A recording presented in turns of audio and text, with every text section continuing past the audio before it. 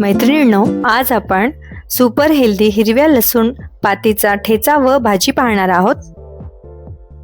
लसूण पातीचा ठेचा बनवण्यासाठी मी घेतले आहे 4 ते 5 हिरव्या लसणाची पात, 5 ते 6 हिरवी मिरची, अर्धी वाटी शेंगदाणे, कोथिंबीर आणि कढीपत्ता.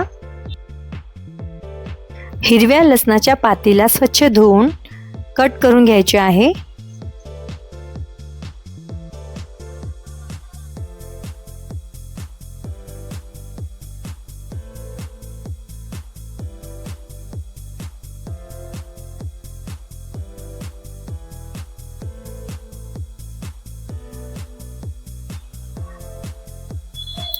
सोबतच अर्धी वाटी शेंगदाणे मी भाजून घेतले आहे.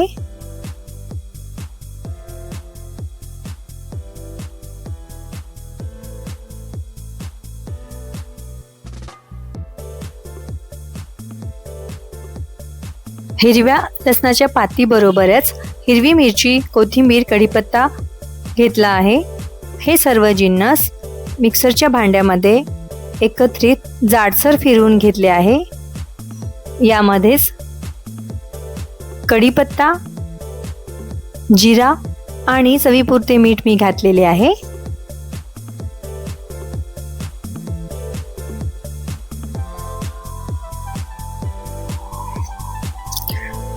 अशा प्रकारे जाडसर फिरवलेल्या ठेच्याला ताव्यावर किंवा लोखंडी पॅनवर जिऱ्या मोहरीचा तडका देऊन 2 मिनिटांसाठी परतवून घ्यायचे आहे. आवडत असल्यास चिमूटभर हळद घालावी. त्यानंतर 2 मिनिटे छान परतवून घेतल्यानंतर हा ठेचा 3 ते 4 दिवस आरामशीर टिकतो आणि अतिशय उत्तम लागतो. ठेचा भाकरी किंवा पोळीसोबत अतिशय चविष्ट लागतो. सर्वांनी करून पाहावा.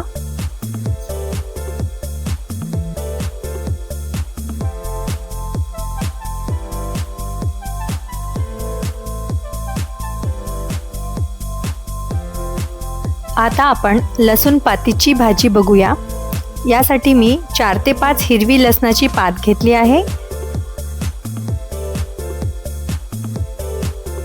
सोबतच 1 टोमॅटो, कोथिंबीर व कढीपत्ता आणि 1 छोटी वाटी मूग डाळ घेतली आहे. मूग डाळीला स्वच्छ धुवून 15 ते 20 मिनिटांसाठी भिजत घालायचे आहे.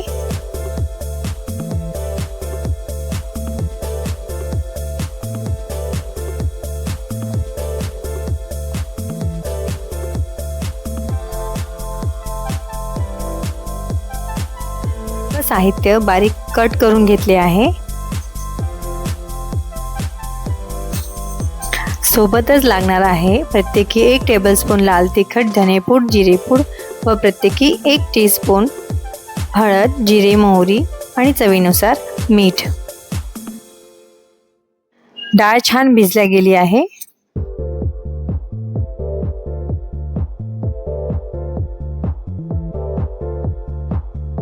आता एका कढईमध्ये 2 ते 3 टेबलस्पून तेल घालायचे आहे.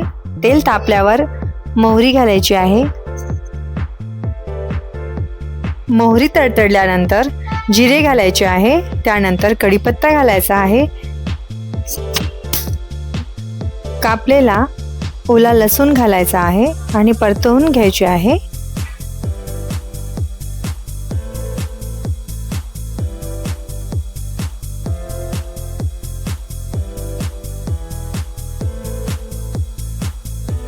त्यानंतर थोडीशी कोथिंबीर घालू. याने स्वाद व सुगंध छान येतो.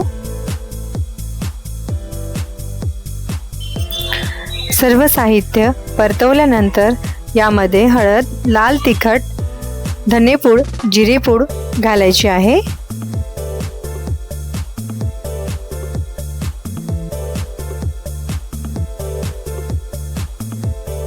सर्व साहित्य परतवल्यानंतर यामध्ये टोमॅटो घालायचा आहे आणि परतवून घ्यायचा आहे.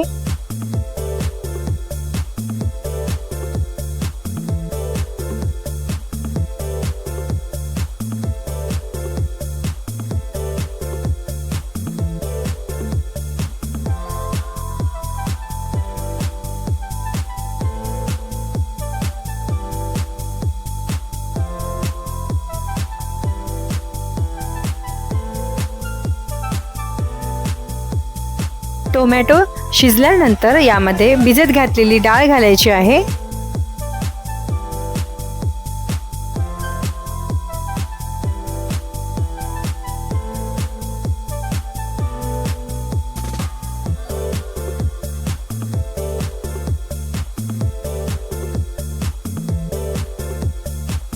डाळ शिजल्यानंतर यामध्ये कापलेली लसणाची पात घालायची आहे आणि परतवून घ्यायची आहे.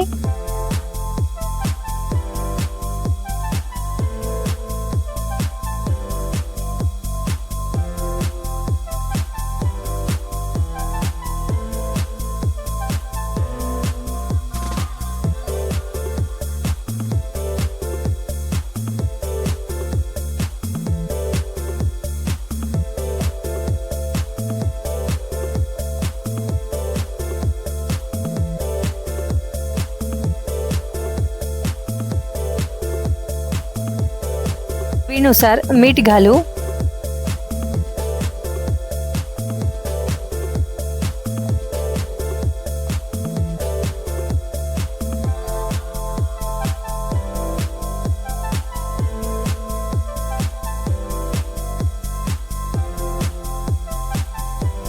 भाजी पूर्णपणे शिजली गेली आहे. वरून थोडीशी कोथिंबीर घालूया. अशा प्रकारे लसणाच्या पातीची भाजी तयार आहे.